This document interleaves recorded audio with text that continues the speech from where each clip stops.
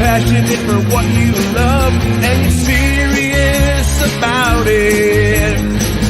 When you see our cameras at the show, then we want to talk about it. Fair weather fans need not apply. We seek nerds that are true. Just beware not to piss us off. It's the one thing not to do. It's the Angrygeeks show. It's the Angrygeeks show.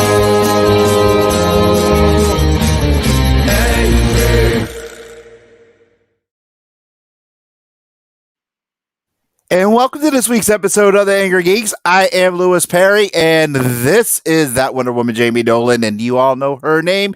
So please start off with that Wonder Woman show and start saying highs now, because we have a guest backstage, and I'd rather get the highs and hello, Jamie's. I love you, Jamie. Oh, Jamie, you're so great. I'd rather get them all out of the way now, so we don't have to do it later and interrupt our fantastic guest tonight. So it's not even like that. Oh my God! Here, hi, Mark. How are you? Oh, look, yes, Mark is saying hello to everybody. It's a collective hello from Mark, not directed to me. Okay. Hi, Joe. And Joe McDonald. Joe, I love you, Joe, as always. And well, look at this. Whoa, and Renee. Nicole, hi, Nicole says hi to me. And Denise. Hello, Denise. How are you? Hello. And hello, Thomas. What's going on, brother? If you notice, Lou, your name comes first now before mine when they say hello. Because my checkbook is empty, Jamie. And nothing. Hello, Mike. Hello, Mike. Oh, and Nick is in the house. Hello, Nick. Everyone on the show is great. Hi, everyone. Oh, I got to give him an extra couple dollars in that check tonight. And I get it now. You get it now. You get it now. Anyway, guys, we got a reoccurring guest on with us this week, and he is a one-of-a-kind best-selling author. He's a great guy. My friend, not so much your friend, because you just met him a little while ago, but your friend, yes, from Red, White, and Broke. Hi, Kev. Woo! It is the one and only. Oh, wait. Hi to Kevin. Yeah, Boss Lady. I don't see my name there. But anyway, the one and only Mike Spring. What's up, Mike? How you doing, brother? I am great. Thank you. How you guys doing? Good. I'm good. Now, did you see all these people coming in saying hello, hello, hello? They're all, they know. We all know who the popular one is here. I don't know. I did see your name in there a few times, Louis. So, you know. But his name first. The only one that said hi directly to me was Kevin. But to be fair, maybe after you made that comment about that, maybe people wanted to make Louis feel some love. So they were like, I'll put his name first. So I think that's why he more control. I think to figure it out for sure. Yeah. I said this once. I say it 1,000 times. If I'm out in public and I go somewhere and they see me, the first thing is, Jamie with you? No, Jamie's not with me. She lives 4 hours away, for crying out loud. Why would she be here? 2 hours. Yeah. I'll tell her you said hi. I'll tell her you said hi. Anyway, issue 2, the first issue, Blockbuster. Hi, not Louis. Thank you, Bill, with one L. I really appreciate it. Issue 2 is out. First one for issue 1 came out. Nice. Absolutely. Just tremendous. I'm so glad it was a success. Issue 2 is here now. What can you tell us about issue 2? What's going on in issue 2? All right. So for people who don't know the book, it's called Red, White, and Broke, Confessions of an American Superhero. It's about this, your very archetypal Superman, Captain America type superhero, beloved by millions. And he's flat broke because he can't keep a job because he's always off saving people and he gets fired every time he takes a job.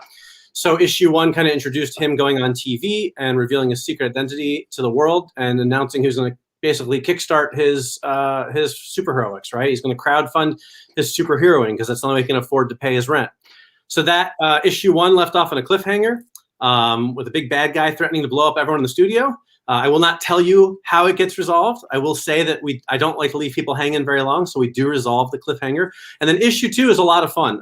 Really wanted to get a little bit more superhero action in there. So our hero is Captain Stronghold. We're going to learn his origin. We're going to learn about him, how he decided to become a superhero, his first superhero outing. Spoiler alert, it did not go particularly well. And we're going to introduce some new villains. So it's really, I know everyone says this, but I feel like it's even better than the first issue. It's really fun. My artist does a great job of bringing it to life. So I've really enjoyed him bringing all my crazy ideas to the page and making it look even better than I ever could imagine. So is this the same creative team as issue 1? Same artist, same everyone? Yep, everyone's the same. My artist is named Dennis Torona. He is not famous yet, but I think he's going to be. He's really, really spectacular. He, I like to say, like, because the sort of starting point for the comic is the superhero on a talk show. And if I drew the comic, and I can't draw, but if I drew the comic, it would be just 24 pages of heads talking to each other. That's it, right? Because I don't have the imagination for the visual imagination. But Dennis takes all of these ideas and he finds other ways to show things what's going on, while we're talking about it. And actually, the way he drew the first issue really made me rethink how I wrote the script for the second issue. So I went back and revised the second issue to kind of play more to some of the ideas he brought in. But yeah, everyone's the same. The only difference is we have a new cover artist this time around. Livio Ramondelli, who's a big superstar Transformers cover artist. He does all kinds of awesome Star Wars too, correct?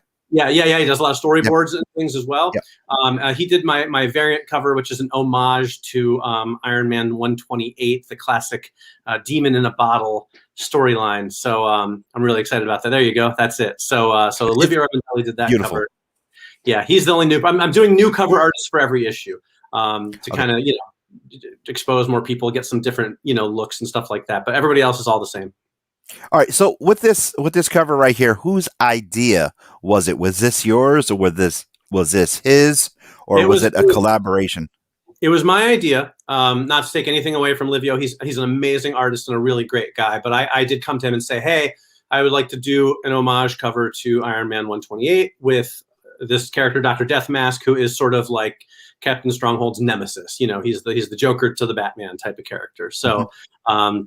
And then he knocked it out of the park, obviously. And credit to Dave Lentz, who did the production work. He created like the logo and all the corner boxes and all that stuff. So I want to make sure that credit where credit is due.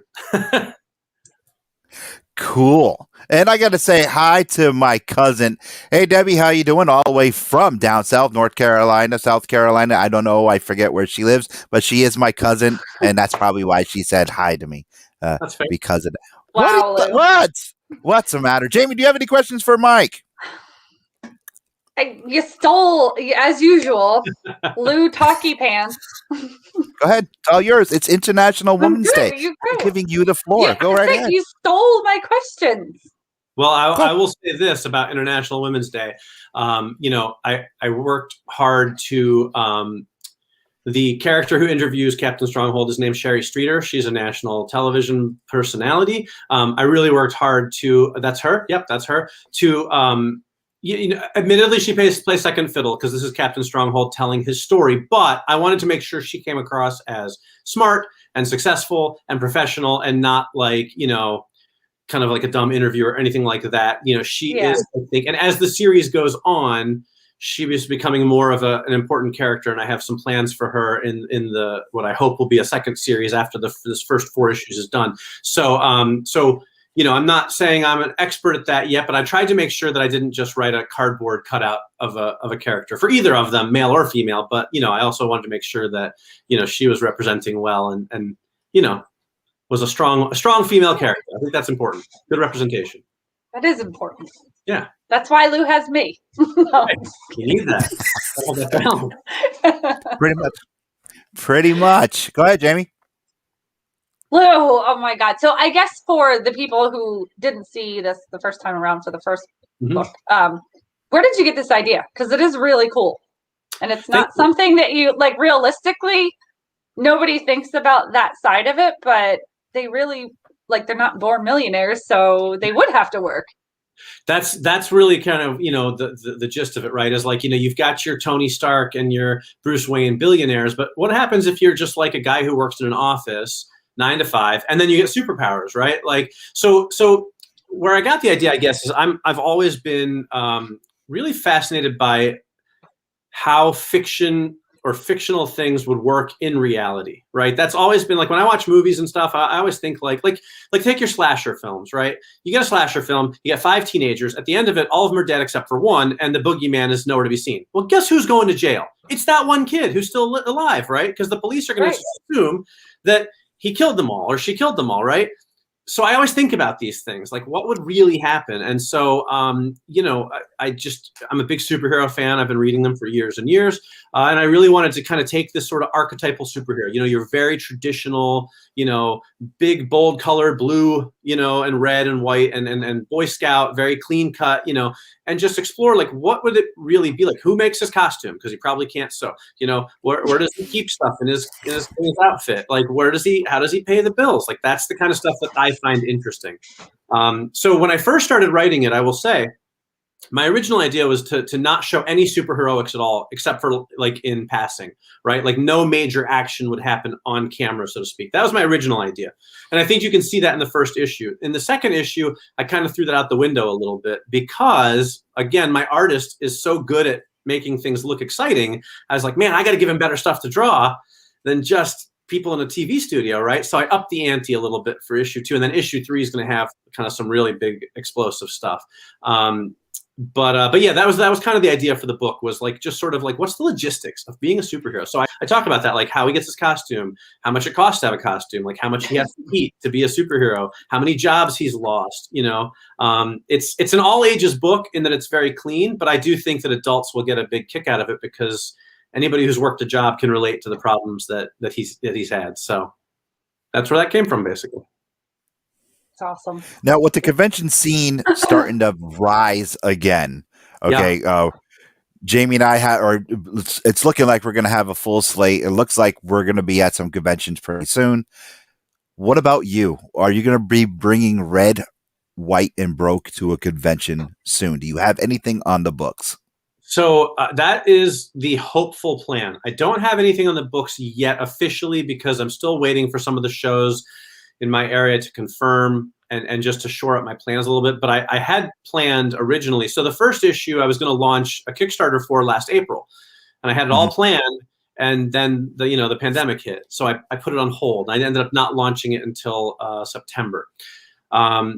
Once things sort of calmed down. Now issue 2 is live on Kickstarter right now. And the hope is, when I finished the first one, I printed barely any extra copies, right? I only printed like 20 extra copies because where am I going to sell them really? Because there were no conventions. So now my hope is when this Kickstarter ends, and it's going quite well, to be able to print some extra copies, a good amount of extra copies this time, so that I can get to the convention scene. Because it was one of those things where I was like, okay, I've kind of thought about writing comics my whole life. I finally get around to it, and I'm all excited to take it to the comic conventions, and now there are none. So terrific. So yeah, I think I'll definitely be at some this year. I just got to wait and see which ones are officially going ahead and make sure they've got all the right safety protocols in place and that everyone's comfortable and I'm comfortable. But yeah, I can't wait. I love going to conventions.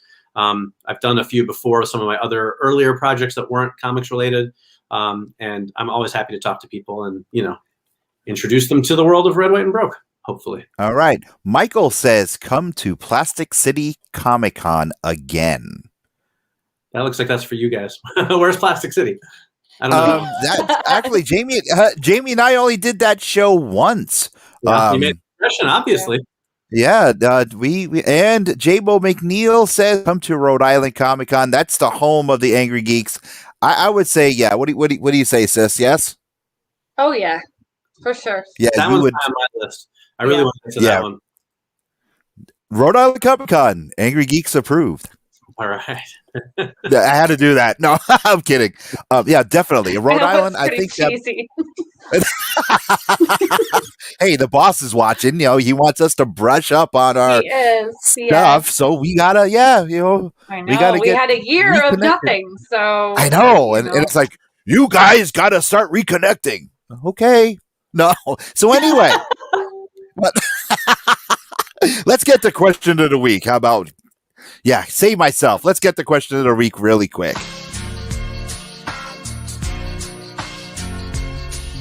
question of the week. Brought to you by Alternate Reality Entertainment, the best in the convention scene.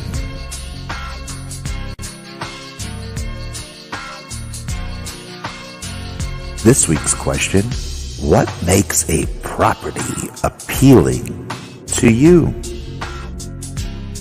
What makes a property appealing to you?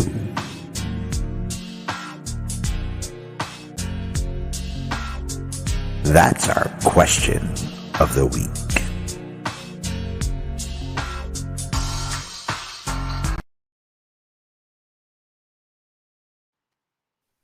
Jamie, what makes a property appealing to you? Well, it has to have at least 5 acres. That's not what I mean. That's not. That's not what we mean. That, and you know it. Fences for horses. You know it. You know it.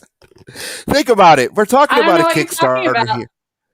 An intellectual property. We're talking about a Kickstarter. What makes a intellectual property appealing to you? Me, what would honestly, make you want to get? I really like cute dead things and dark gritty stuff. Okay, you will not like my comic then.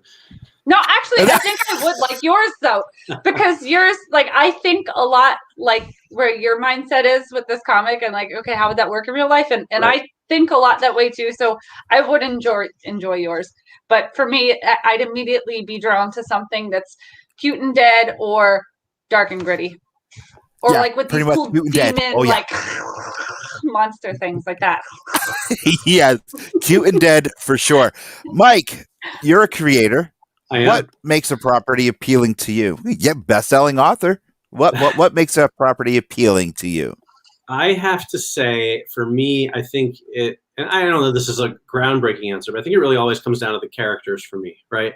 If you give me characters that I love, I will stick with you through thick and thin. I think if you look at something like, you look at Star Wars, right? And for up until, and now, of course, there's a million things, but for a long time, it was like 3 movies. And then eventually there were 6 movies, and then some books. Now we've got the TV shows and everything else, right? But I think the reason it really inspired such devotion, I mean, obviously it was the special effects and it was groundbreaking and everything like that. But like people, like when I was a kid and you played on the playground, we were like, okay, I'm Han Solo and you're Luke Skywalker and you're Chewbacca and you're Princess Leia, and like, we all wanted to be these characters, right? Like, I'm a Han Solo guy. Some people are Luke Skywalker guys. I don't understand that personally because I'm Han Solo all day long and twice on Sunday. But so like, I'll watch or read or experience anything that has like Han Solo in it, right? If you can get me hooked into a character, I'm in. And if your characters are not in some way likable, then I'm out. And it doesn't mean they have to be good guys. It just means there has to be something about them that I can either identify with or kind of root for. So even if you give me a bad guy who's got an interesting motivation or who's maybe trying to redeem themselves, things like that, I can get into that. So that's for me what I think makes a good property. And 5 acres. And 5 acres. All right. Brian Rose says visuals and originality. Mm-hmm. Kevin comes up with The View. Kevin was going where I was. Yep. All right. And you gotta have a good view too. Totally. Yes. Was Peter Parker and Herb wants to know, DW wants to know if Peter Parker was an influential to your book. So that's a great question, actually. Thank you, Herb/DW. Yes and no. In that, I've grown up reading Spider-Man comic books, and Spider-Man is my all-time favorite character. So obviously, I think the whole idea of Peter Parker struggling to pay his bills and stuff like that was definitely probably in the background, was an inspiration. If there was a comic I was more directly influenced by, though, it was actually I think it was Mike Barron who wrote the Flash series that started in the late 80s when Wally West took over. And what I thought was really interesting was Mike Mike Barron or Chuck Dixon. It was one of the two, and now I feel bad for not remembering exactly. I'm pretty sure it was Mike Barron. He introduced this thing where Wally West had to constantly be eating because whenever he'd run across country, he'd burn like 20,000 calories, and you have to stop and eat like 30 hamburgers on the way. And so I read that when I was really young, and I was like, that's so interesting, right? Because again, it's this whole idea of what makes it more realistic, you know? I think that was a more direct influence on the book, but I mean, you can't deny that Peter Parker is sort of the ultimate everyman superhero. What I thought, you know, the thing about Peter Parker is he has a job that lets him go be Spider-Man, and he actually, being Spider-Man, helps him in his job because he sells pictures of himself. And I really wanted to sort of explore, like, you know, a guy who just doesn't have that opportunity. You know, he's just working at, you know, discount auto parts behind the counter, you know, and then he runs out and disappears for 2 hours, and they're like, you can't do that. You're fired, right? Because that's what would happen in the real world for most people. I wonder if that's what Kevin does when he goes to lunch. Maybe. Jamie is a manager of AutoZone, so I was like, whoa. You are correct. It was Mike Barron who wrote Volume 2 of The Flash. Nicole has a question. If you were a superhero yourself, what supervillain would you want to fight? That is a good question.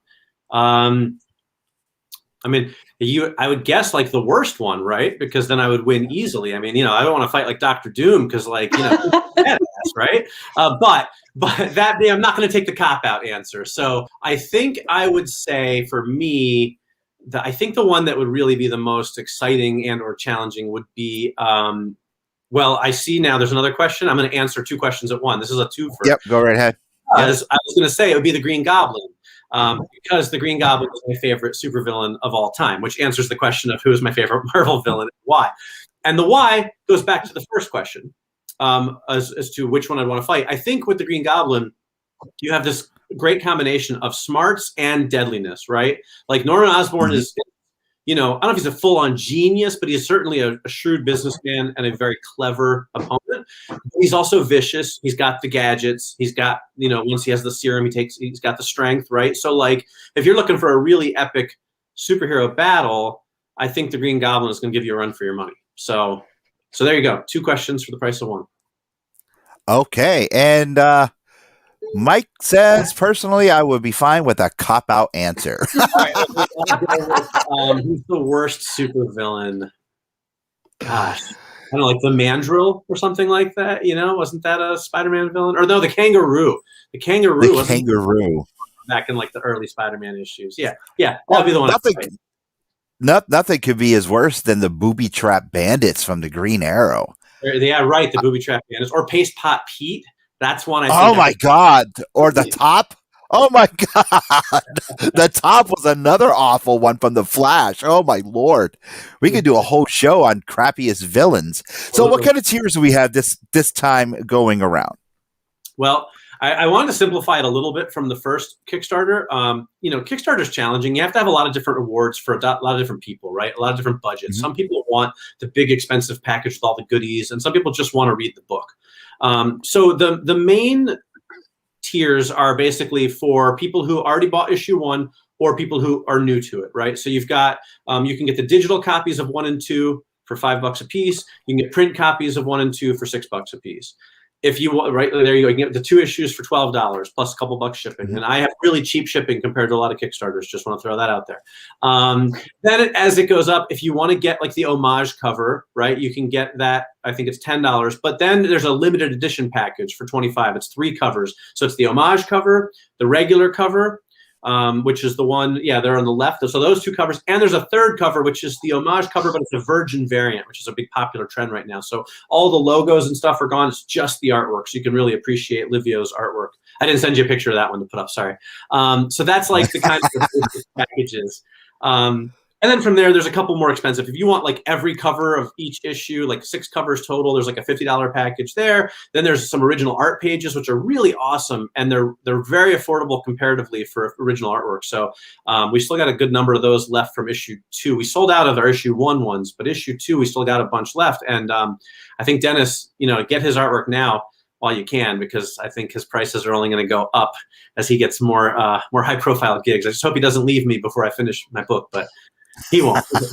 we've already cemented that deal. So, and there's a couple other miscellaneous higher end tiers, but mostly it's my goal was just to get the book in people's hands.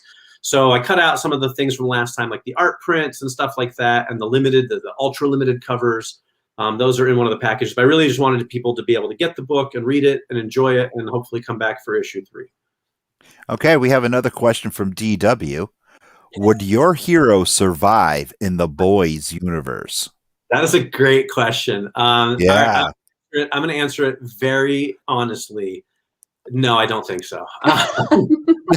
He really is meant to be this kind of, Boy Scout type character, right? Like a very Superman type, clean cut, not edgy at all. Just a good old, gets cats out of trees, saves babies from burning buildings, stuff like that. I don't know that a lot of mainstream superheroes could survive in the boys universe because it's pretty out there. So I'm going to just go ahead and take the L on that one and say, no, I don't think he would survive. I think he'd go down pretty quickly. Jamie, go. Why do you keep doing this to me?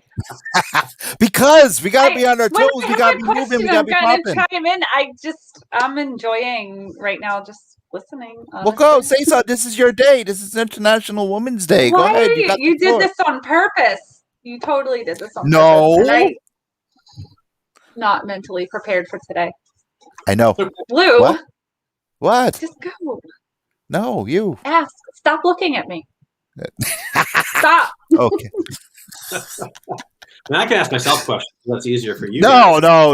Oh, and actually, hold on. I have a question. I will definitely chime in, but Thomas says, in honor of International Women's Day, who is your favorite female comic character? That is also a good question. There's a lot of great characters that I like. So I'll go with this. Favorite superhero character. I'm a big fan of the Black Cat. I love her whole aesthetic. Ooh. I love. I like her character. She's feisty. She's not, altogether good or bad. They've made her more of a superhero. I know she's a ripoff of Catwoman. I know, but I really like her. Really loved her like love interest storyline with Spider-Man. So that's my favorite superhero. I will say, though, for a non-superhero character, I've always been a big fan of Lois Lane. I've always loved journalism. I'm a sucker for journalism movies. I like good, I love smart characters. And Lois Lane is just like, she's the ultimate, like, non-superpowered badass. Like, she'll get in your face. She'll ask the question. She goes after every story, regardless how dangerous it is. And, I like in the early days, right? Like way back in like the 30s, 40s, 50s, she was more of your damsel in distress. But really, since like the 80s on up, she is like a no holds barred, take no prisoners character. And I just think she's awesome. I'm a big Superman fan. But I think one of the things I love the most about Superman is the supporting characters, right? Yeah, I see your big giant S there, Lewis. Supporting casts in comic books, and I think Lois is a big part of why. And the dynamic between like Clark and Lois and Jimmy and Perry White is awesome. She's terrific. So those are my two favorite female characters, and lots of others that I like, but those are my two favorites. All right, J-Bo McNeil says, "Is Monday? Do piss her off." I think that's a typo, and I think he meant don't. That's what I think too. With that being said, now I always pride ourselves, and Jamie prides the Angrygeeks. We don't script anything. We are non-scripted, but everything seems to fall in our laps and plays out perfectly. So let's get to our top 5 right now. And it's time for this week's Angrygeek Show Top 5. This week's Top 5 is brought to you by Alternate Universe LLC in Milford and New Haven, Connecticut. Stop by each Wednesday for New Comic Book Day. This week's Top 5 inspirational female characters. Number 5, Ripley from Aliens.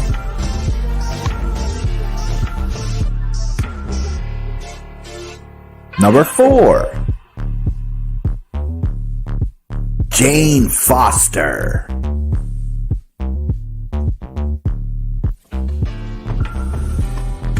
Number 3, Princess Leia.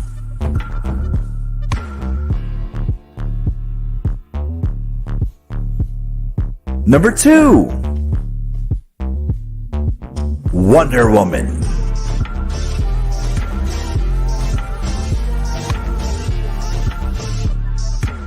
This week's honorable mention, Barbara Gordon, also known as Oracle. And our number one, Storm from the X-Men. There you have it, this week's top 5 inspirational female characters.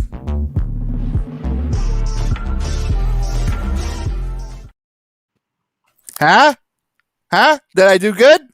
Yeah. Jamie, did I do good? How is Storm number 1 over Wonder Woman? Well, first of all, I'll tell you why. First, if I put And Wonder Woman number 1, number 1 should have been me. Lucy, let me explain. If I put Wonder Woman first, I get people mad saying, "Oh, you playing to favoritism. You're playing to your adopted sister. You're playing to Superman and all your favorites." But then I really got to thinking, in Storm, she was actually the first female to ever lead a super team. Not only that, she's, of course, African American and the first woman to ever lead a super team. And she did it also without powers at one time. How could you not be inspirational? I guess. How could she? Yeah. So I was like, that's the only reason. Yeah, that is the only reason that I picked Storm over Wonder Woman, is because she was the first of everything, to be honest with you. So Storm is pretty cool too, actually. She was yeah, and favorite, wow, look at this. Female X-Men. Kevin says Jamie don't look happy. Me. I should have been number 1. Yeah, and Brian, Not yes, she is she is the Queen of Wakanda. Nicole says, gotta go with my girl Spider-Gwen. Yeah, but she didn't cut it. She didn't cut it for me. Brian Rose, I knew this was going that direction. What direction? You knew I was going to pick Storm? I don't know. And DW says, yeah, right, Jamie. Now, but you heard my argument of why, and you understand, right? That's why I picked. I mean, it makes sense, but And Kevin says, he did plead a good case. He did. Yeah. And I'm not going to argue that. And Jabo, well, Jamie doesn't have yeah, she has superpowers. Trust me, I know. I do. Never. It's called falling asleep really fast. Yes. Hey, Donald, what's going on, brother? And David Campbell says, you're my number. Thank you, Dave. Thank you, I Dave. love you He was talking to me. I think that was for me, guys. Yeah. That was, actually. Right? Just kidding. Sorry, David. And Brian Rose says, to clarify, the direction was about the argument with Wonder Woman. Oh. And DW says, nope.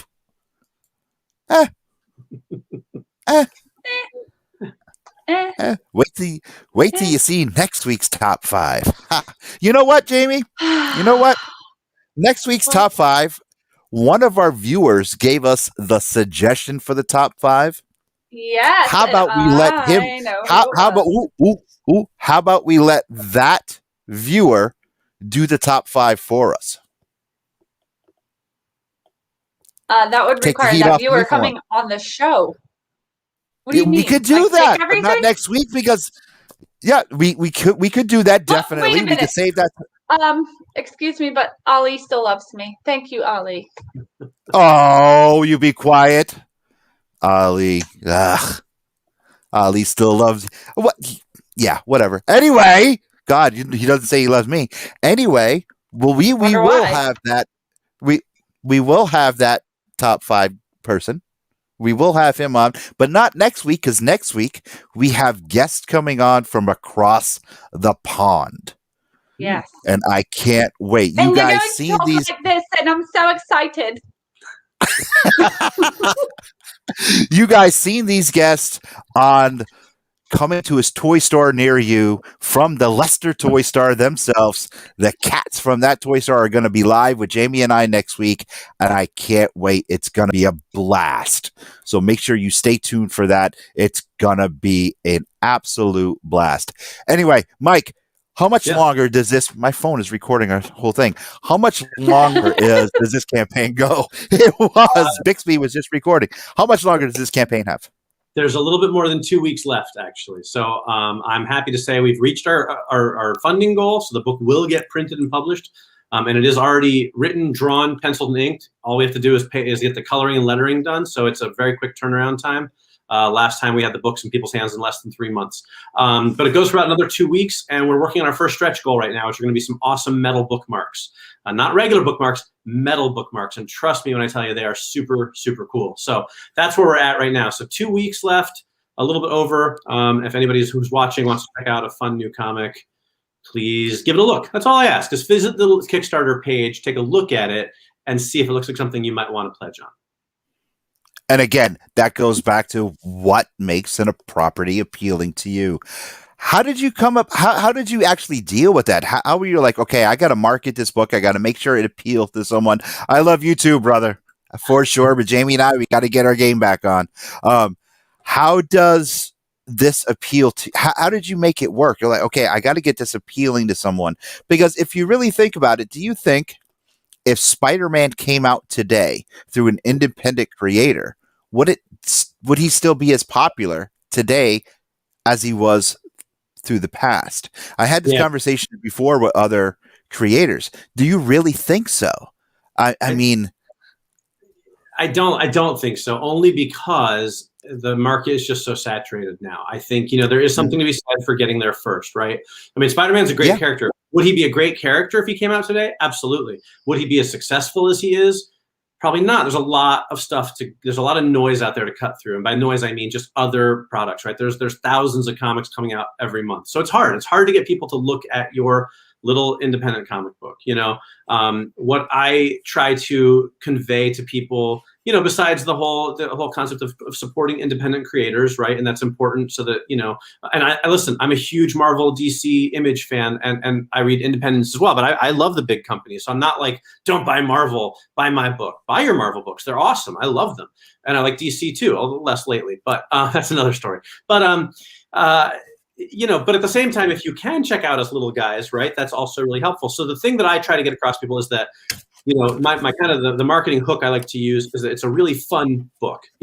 There's a lot of comics out right now that are really dark, they're really heavy, they're just like, they're so overwritten. You turn the page and there's like a novel waiting for you, and you're like, okay, I guess that's more bang for my buck, but I also I would like something, a little moves along a little more, right? So I like to think that people are going to read my book, get a couple chuckles out of it, put a smile on their face, while they're reading it, and have some fun with it, right? Because I think the last year has been kind of tough for a lot of people. So I want something that's a serious book. It's not a comedy, but it has comedy elements to it. It has some humorous stuff. I have some fun with beef jerky in the first issue, which I won't spoil that, but I got a lot of people who really love that gag and stuff like that. And there's a whole fun sequence in issue 2. I'm not going to spoil it, but before he has his costume, he has to use sort of a substitute costume, if you will. And that's all I'm going to say, but I think it's pretty funny. And it's an all ages appropriate book. That's my other thing. So I think hopefully people can read it with their, again, 5-6-year-olds probably won't get as much out of it, but I think kids like my kids' ages, like in that like tween age, will hopefully get a kick out of it. So that's kind of I see you got something DC there to put me in my place. Yes, I'm going to get yelled at right now by Jamie, and because this is something I was supposed to do a long time ago, and Corey, this is yours. Really, Lewis? Seriously? And it's got a lot of stuff in it. And I just have to bring it to work. Him on the screen doesn't make it any better that you. Well, he wants to do an unboxing, and it's pretty heavy. And I literally could have driven to your house and dropped it off to him before you. There's a lot of stuff in here, and I gotta repackage it because it won't close. But Corey, this is yours. Deal with you. I told you it was a Superman box, and it's full of a lot of stuff.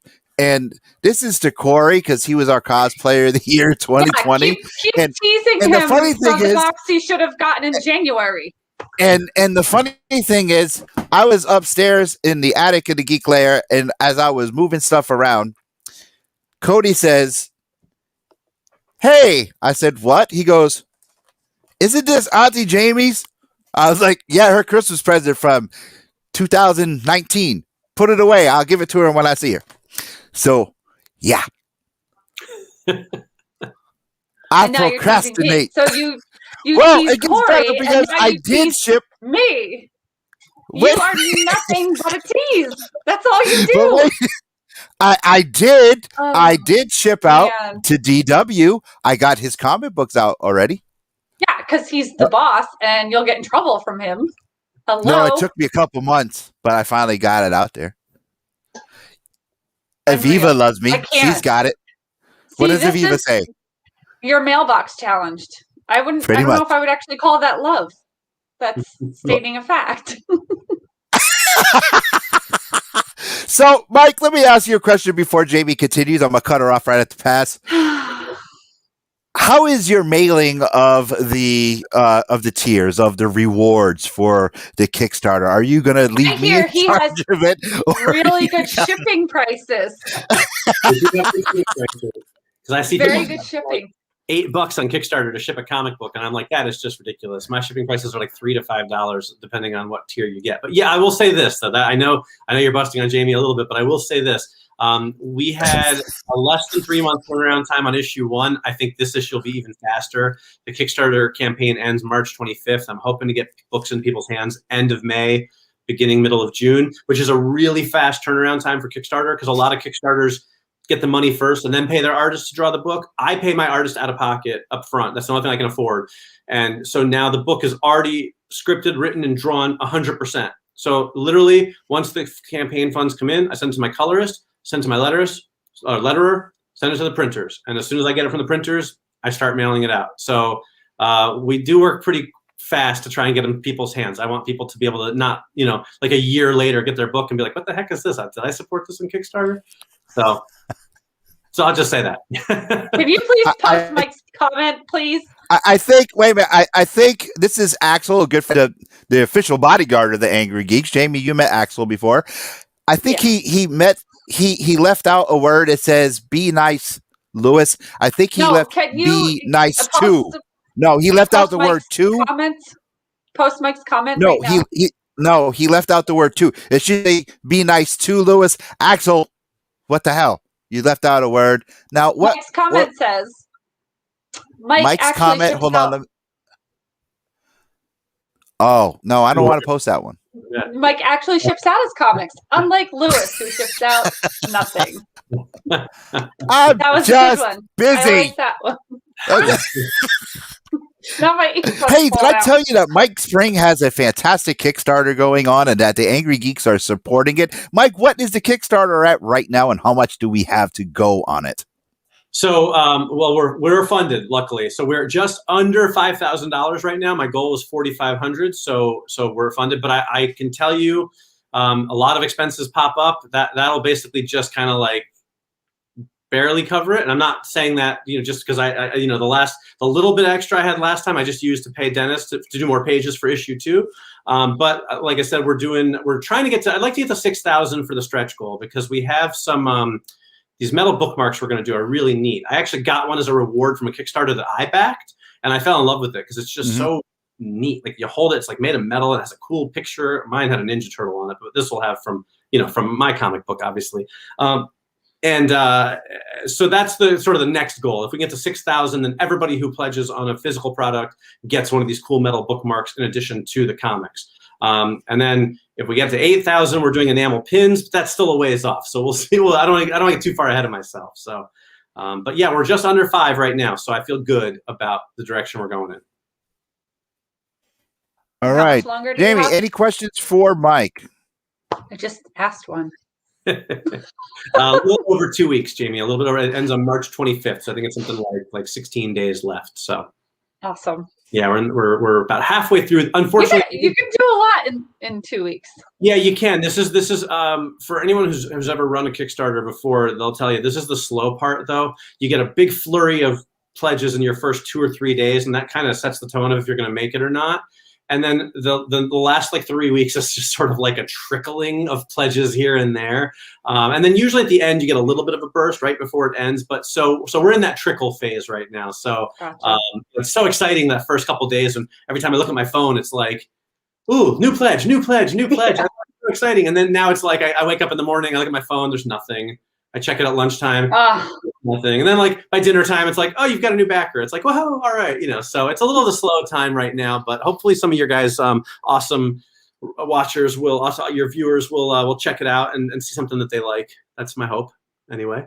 Well, we just got some messages of where the link is. So there's the link right there on the screen. Now, let me ask, we did hear a lot of this. I heard of this before where people would pledge to a Kickstarter, they would pledge, and all of a sudden they rescind their pledging. Has that happened? That has to be disheartening. Do you see this a lot? Is there any way you could stop people from doing that or stop people from actually pledging where they're not going to come through? Unfortunately not. Kickstarter is pretty set in their ways. They don't have a lot of customization for controlling stuff like that. I have had it happen to me. I had somebody in my last campaign canceled a $125 pledge, which hurts because you wake up and you're like, wow, I actually am lower than I was yesterday, because, but you can't do much about it. And I understand it because I back a lot of Kickstarters, and sometimes, you're like, hey, this looks exciting. And then as it gets closer, you're like, oh man, my paycheck is a little thin this week and this is going to come out of my account. And, I never blame people for it. I don't get upset with people. It's disappointing, of course, but you can't, people have their own lives going on. So you just hope for the best, I've only had one cancellation so far on this campaign, which is pretty good, but it is sort of a fact of life with Kickstarter, you get canceled pledges sometimes. I'm not. So, that's the current link, by the way. I think that's the link for the campaign. But I'm not. Way to go, Lou. That's the one that. I'm gonna double check. That's the one that came up. There's did I send you the latest one? I don't know if I did. I can send it to you right now, though. Yeah, please, because that's the one I got. Yeah, I'm sorry about that. Send you the most. Send it in the private comments. Send it in the private comments, and I'll send it up. I'll do it through Messenger. Can I should I do it through StreamYard? Through StreamYard, I can just copy and paste and pull it right over. That's the link I have. Please stand by. Private chat. That was totally Lou's fault, just so you all know. It might be my fault also. I'm not good. I'm good at creative stuff. Administrative stuff, not so much. And Michael, who asked that question, I have a funny story about that. Let me finish typing this in. I'll let one of you guys read that out loud if you want to. All right. Go ahead, Jamie. Mike, has anyone ever told you look like Alan? I don't know how to say that last name. So I get told that all the time, like constantly. When I was young and a little less full in the jowls, I got Bob Saget a lot, which dates me a little bit. Then a little later, I went through a Lance Bass phase where everyone told me I looked like Lance Bass from NSYNC. But the last 10 years or so, it's been Alan Tudyk all the way. If you guys don't know, he was on Firefly. He played a Watch. Go ahead. Mr. Nobody. Yeah, Mr. Nobody. He's also now on Resident Alien. He's been in everything. Red hair. I get told I look like him all the time. When I was in line to meet him at New York Comic Con a couple of years ago, half the people in line were like, "You look like Alan Tudyk." And so then what happened was, I don't know what possessed me, but when you're in these photo shoot lines, you only get like 2 seconds with these stars anyway, right? So you try and have some sort of conversation with them real quickly. So I said to him, "People tell me I look like you all the time," and I don't know what possessed me to say that, because it's like, nobody wants to hear that from like some like dude that you're like that people say you look like him. That's not a compliment necessarily, right? But he looks at me and he goes, I can see it around the eyes, which I thought was very gracious of him. I mean, I do think that's where we share the most. So I do have a picture of me and him. And I think when you see us right next to each other, it's not as obvious, but I hear it constantly. And I'll take it because Alan Tudyk is awesome. But thank you for saying that. But I do hear it a lot, very often. We have royalty in with us tonight. The one and only Ian Chase Hey. Nichols. Hi, Ian. I know we have to get, Ian always says, Ian, you have to be on the Angry Geeks with us. I know, Lewis. This is my Ian Chase Nichols impersonation. If I wish I had my scarf, I would do it. Always hands behind his back. Yes, Lewis, I know. I'm very busy with deadlines, but I promise I'll be on. Ian. I'm not picking on. I love Ian to death. Ian is like one of the greatest of all time, but I have to just do my Ian. If Chris Campana was here, we would both be doing this because we have a picture of us doing the Ian Chase Nichols and impersonation. But Ian is a fantastic guy, and Ian says if you could get a cover for your book drawn by a living or deceased artist, you solid impersonation. See what it says right there. Solid. See, my Ian. Except it was impression, not impersonation. I do an Ian impression as well. It goes like I this. was just happy because Ian's watching. I'm the nicest guy in comics. That's my Ian impression because he. Really and then for people who don't know who are familiar with Ian, first of all, he's a fantastic artist.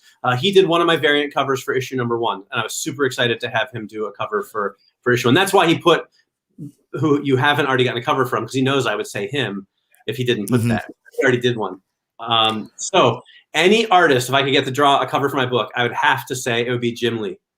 Hands down, my favorite comic book artist of all time. He has been since he's been in the business. I absolutely love him. I try and collect his artwork, but it's so expensive. I have a few pieces from him, but he's my favorite. If I could have him draw a cover for my book, I think I would probably faint or die. But I did have one of my friends getting into comics, and he's learning all the artists and everything.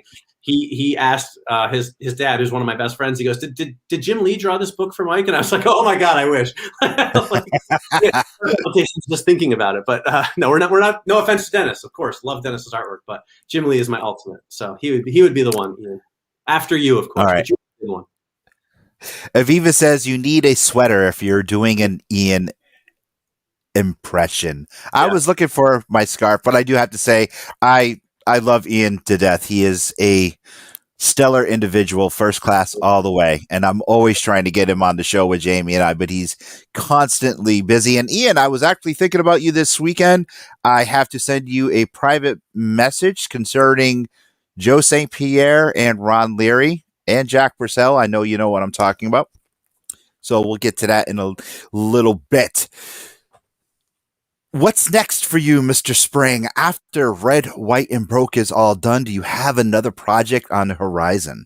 I do, actually. So this one is this comic is meant to be right now a 4-issue miniseries. I have plans for it past that if people are interested. But actually, my artist, Dennis, I don't know if this is going to fly on International Women's Day, but he said, I really like drawing a comic. You know what else I like drawing? I was like, what? He said, sexy ladies. And I was like... Okay, I'm okay with that, but I actually have a story idea that has a female superhero at the lead. I'm sticking with superheroes because I really like them, but it's sort of a romance superhero, kind of like Notting Hill meets superheroes type of thing is where I'm going with that. So I have an idea for that. So the lead character will be a female superhero character, and I have some plans to make it fun and romantic. And, something, again, trying something a little bit different, not just your standard superhero, bad guys fighting good guys, but, we'll see if we can make that work. So that's hopefully the next project after I finish the 4 issues of Red, White, and Broke. Okay. Novels or comics, which do you prefer in writing? For a long time, I think I would have said novels because I did write, a good handful of them. And I do enjoy that process. But I always avoided comics because I thought I wouldn't be good enough at it. Like I avoided comics because I always thought to myself, like, oh, I don't know what I'd do with Spider-Man for 12 issues. Like, what would I come up with for a story? And then I realized, like, Marvel's not beating down the door to hand me Spider-Man. Maybe I shouldn't worry about that, right? So I was like, maybe I'll write my own comic and see how it goes first. And so then I sat down to write the comic script, and I really liked it. And I'll say, once again, giving credit to Dennis, when I first started writing, and part of why I like the novels with the comics, you have to kind of detail the like in this panel, the character flies off, and that can get a little tedious sometimes. But Dennis is such a good artist. After about the first half of issue 1, and almost entirely with issue 2, I just write the dialogue and some basic directions, like in this one, a building blows up or whatever. Like you got to get that stuff across, but that's it. Panel for panel, I just leave it alone. I just write the dialogue. and that's what I'm really the best at anyway. And he takes it and kind of maps it all out and makes it interesting. So I really like that, because I like to focus on writing dialogue that I think is fun and enjoyable and talks like people really talk. And so I can focus on that and let him do the heavy lifting in terms of the panel-to-panel action. So I think I kind of have veered over to enjoying writing comics more. Okay. Streaming services, they're coming to you. They're knocking on your door. Yes. We want to make this into a mini series. Okay. You have total creative control, including helping us cast your property. Okay. Who would you cast? All right. So that's a good question. So here, okay. I'm going to go with somebody for Captain Stronghold that is not necessarily a household name. Besides Lewis, because I know he did just ask for too much money. That's the only reason I wouldn't cast him. Yeah, because he wrote all his checks to everybody to say they love him. There's an actor I've gotten friendly with. His name is Chad Michael Collins. He is probably best known for starring in the Sniper movies for Sony. They've been a big hit franchise to go direct to video. He's also in, I think he played Frankenstein and Once Upon a Time. He's been a guest star in a lot of TV shows. So he's not a household name, but if you Google him, he's a great guy. But he really, he just is Captain Stronghold to me. He's a good-looking dude. He clearly works out. He takes his shirt off and the ladies swoon. He's got that part down, but he's also a little bit kind of soft-spoken. And he's got a little bit of sort of a, I don't want to call it an aw shucks demeanor, but he's not like a Chris Hemsworth. Who wouldn't love Chris Hemsworth in their movie, right? Because Chris Hemsworth, he's fantastic. But he's much more bold, in your face, jacked. Captain Stronghold's a little more unassuming. So I think Chad would really capture that well. You did describe me, but okay. I did. It's true, but like I said, he couldn't afford you. He So okay. For Sherry, the main character, Sherry, the reporter, the journalist. That's a good question. I hadn't thought about it. I'm leaning towards, off the top of my head. I'm sure later on I'm going to think of a better choice and go, oh, I should have thought of this person. I actually really like Blake Lively a lot. I think she's an underrated actress. I think she's got really good acting chops. And I think it'd be great to see her in a really serious role, playing a more adult, kind of grown-up role, this professional broadcast newswoman. I think she'd be really cool at that. And she fits the look of the character, so that's neat.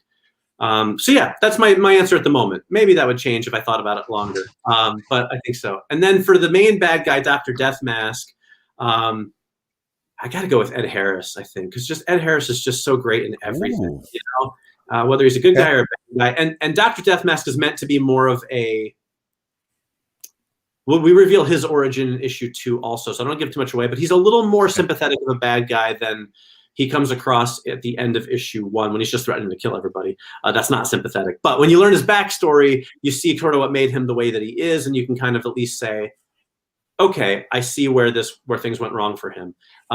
So I think Ed Harris could bring that to light and make him kind of maniacal and scary, but also have that humanity to him. So that's who I would cast for the 3 main roles in Red, White, and Broke.